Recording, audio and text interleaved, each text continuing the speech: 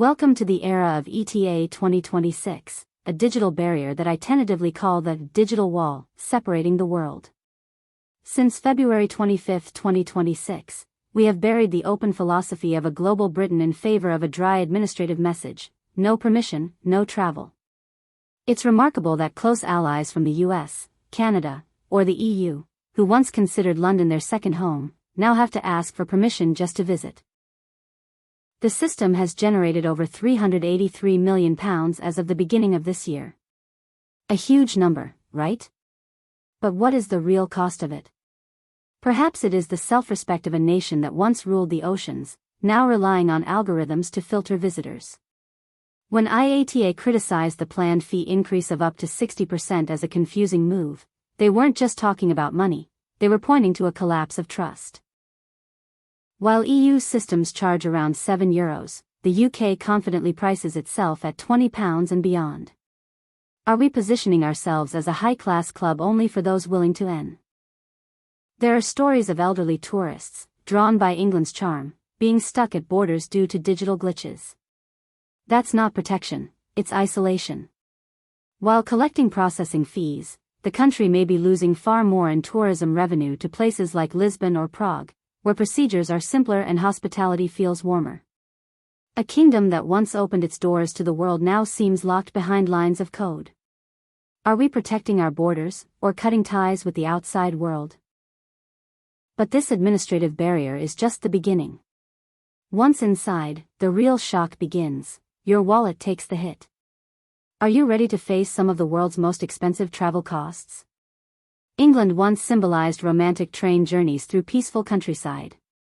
Today, that romance comes with a staggering price tag. The UK ranks near the bottom globally for travel affordability. Exploring London or Edinburgh is becoming a luxury rather than an accessible dream.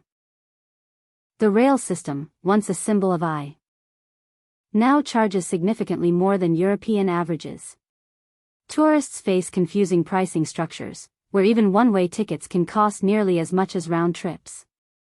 Many travelers now question why a short journey in England costs as much as a week-long vacation elsewhere. When accommodation, food, and transport costs far exceed expectations, visitors no longer feel welcomed, they feel exploited. Cities like Prague and Madrid offer better value, creating a widening gap in perception. Around 29% of tourists from major economies are choosing alternative destinations where their money goes further. When travel becomes a financial calculation instead of an experience, something fundamental is lost. And while tourists lose money and excitement, locals are losing something even more important: their sense of safety. Let's talk about broken Britain. London, the heart of the country, now sees a phone theft every 6 minutes.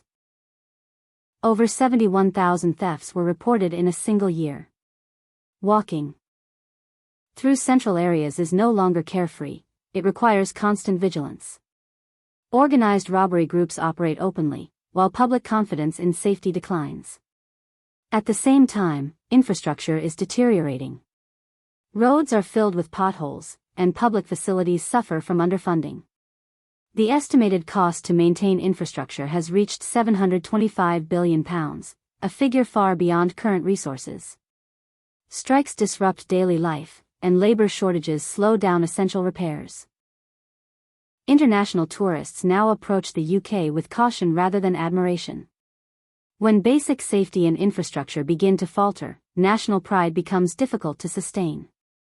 But beyond public spaces lies an even deeper crisis, one happening inside homes. For many residents, life has become a daily survival struggle. Public dissatisfaction is widespread, with a large majority expressing concern about the country's direction. Housing costs have surged dramatically.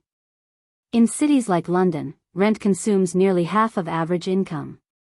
Home ownership feels increasingly out of reach, while savings become a distant concept. Energy prices remain significantly higher than European averages, placing additional strain on households.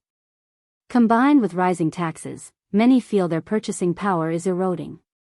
A growing number of people fear their children will live worse lives than they do, a striking shift from past optimism. This represents more than financial stress, it's the erosion of a national promise.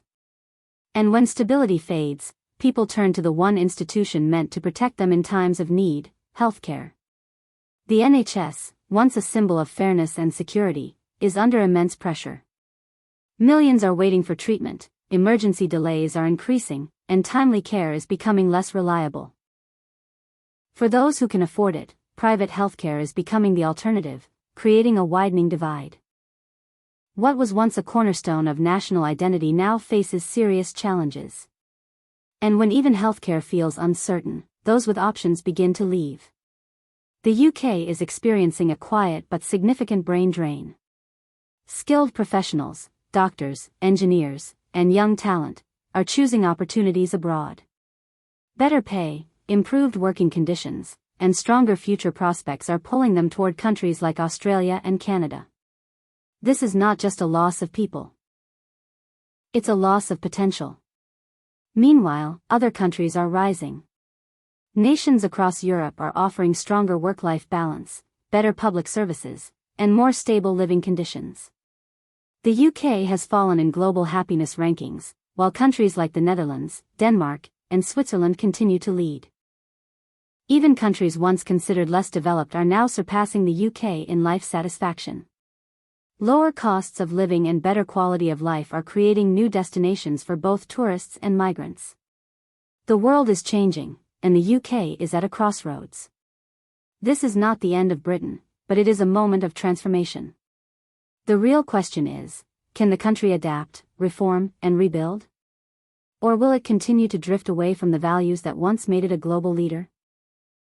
For many, the decision is deeply personal. Stay and hope for change, or leave in search of stability and opportunity. Because sometimes, leaving is not giving up, it's choosing a different path forward.